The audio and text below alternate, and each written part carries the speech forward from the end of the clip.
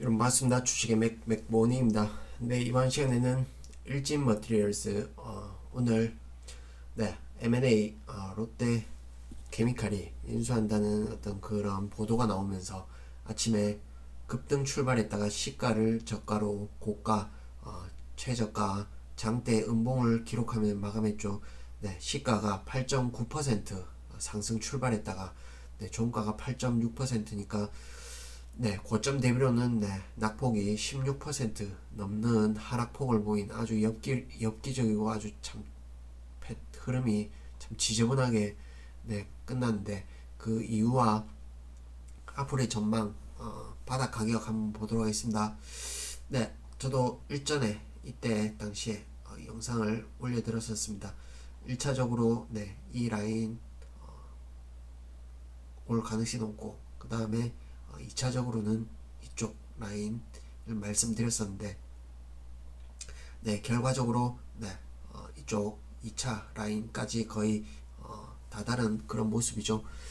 그렇게 볼 수 있는데, 그러면 그 이유를 한번 저의 관점에서 보도록 하겠습니다.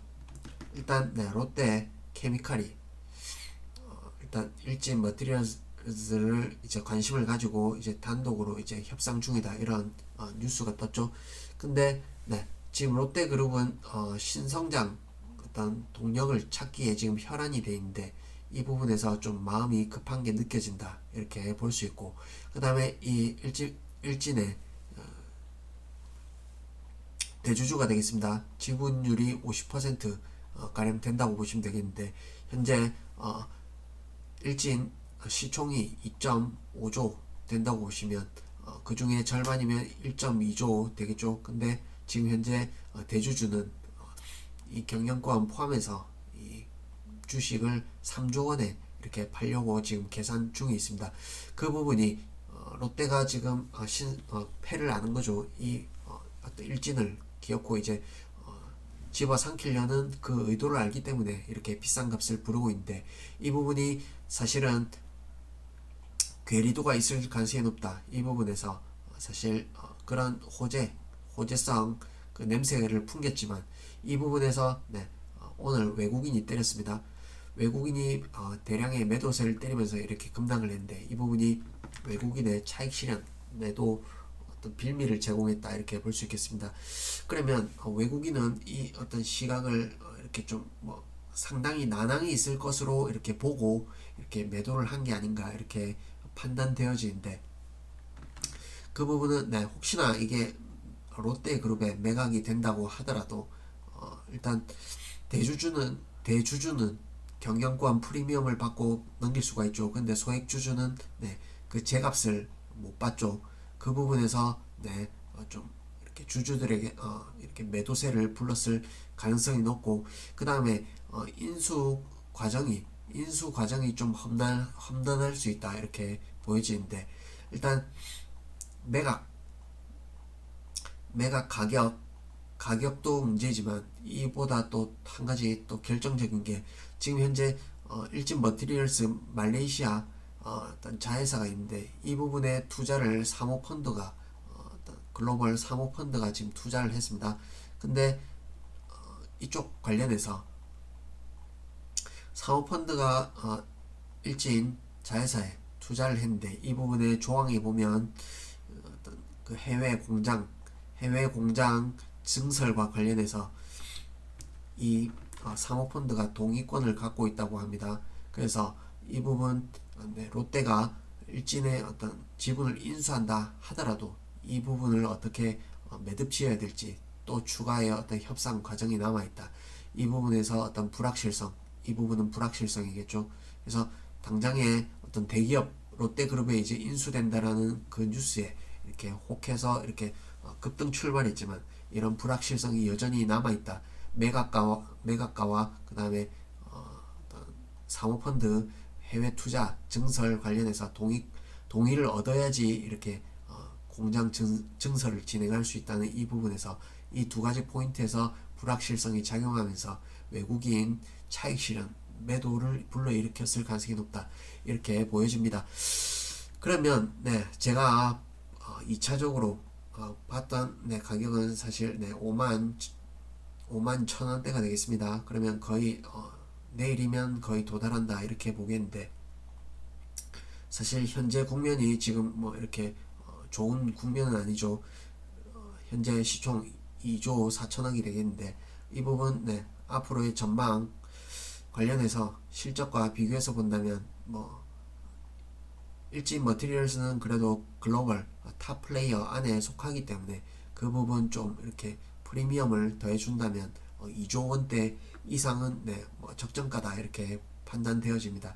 다만 현재 추세 자체가 안 좋은 국면을 지나고 있기 때문에 얼마든지 추가 하락은 나올 수가 있다고 보는데, 특히나 우리가 지수랑 비교해서 한번 보실 필요가 있겠는데, 이렇게 종합지수랑 네, 차트를 한번 비교해 보겠습니다. 네, 오른쪽이 일진 머티리얼스고 왼쪽이 코스피 종합지수 차트 10이 되겠습니다. 이렇게 한번 보시면 여기 보이는 여기 녹색 선이 5년 이동평균선입니다. 그리고 밑에 이 노란색이 10년인데 현재 일진의 어떤 위치, 주가의 위치 자체를 본다면 지금 5년 선을 지금 현재 음봉으로 오늘 깨뜨렸죠.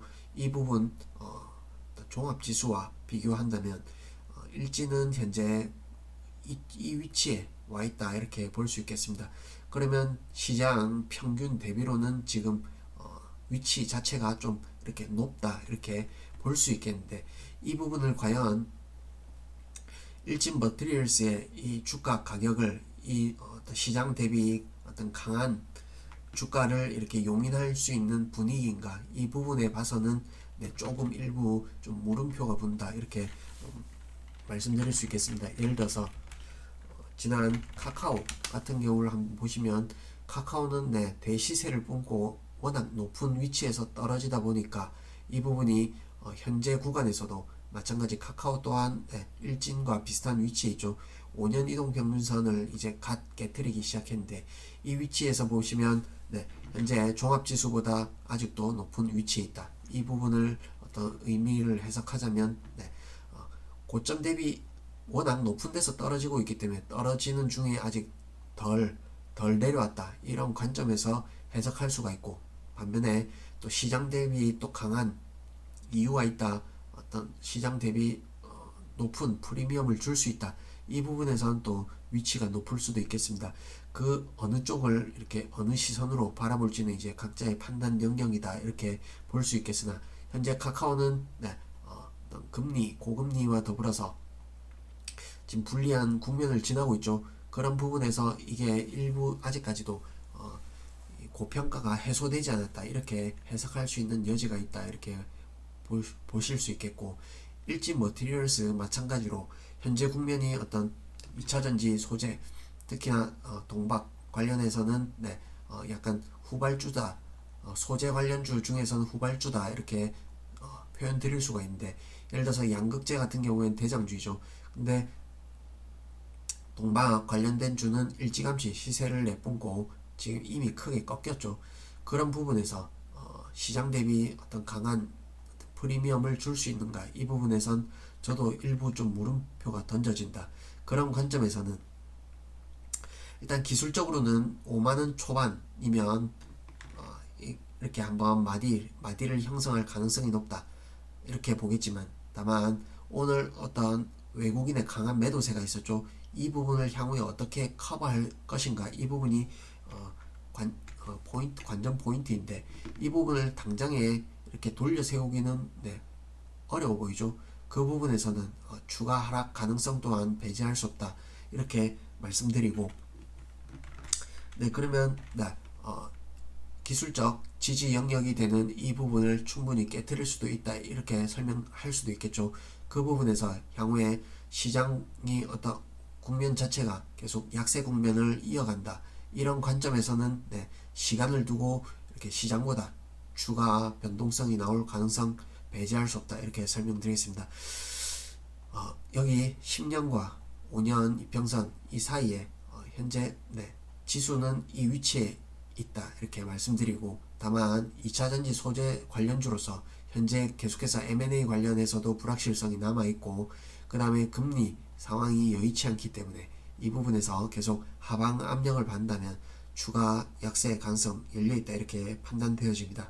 그래서 제가 일전에 말씀드린 어떤 기술적 포인트에서의 지지가 이 부분은 중간 정거장으로 해서 최종 바닥이 아닐 가능성도 현재로서는 높아 보인다 이렇게 말씀을 좀 이렇게 좀 일부 수정하겠습니다. 이게 우리가 시장은 항상 이렇게 변화하죠. 변화하는데 그 어떤 일정 과거의 시점에서 전망을 하지만 시간이 지나고 나서 어떤 환경 변화에 따라서 관점이 좀 이렇게 수정될 수 있고 시장 변화에 따라서 이렇게 능동적으로 대응해야 된다 이런 관점에서 봐주시면 좋을 것 같고, 우리가 또 한 가지 포인트로 볼 수 있는 부분은 현재 시장이 워낙 초약세 국면이다 보니까 일단 이런 호재성 뉴스가 뜨면 사실 시초가가 고가가 될 가능성이 높습니다.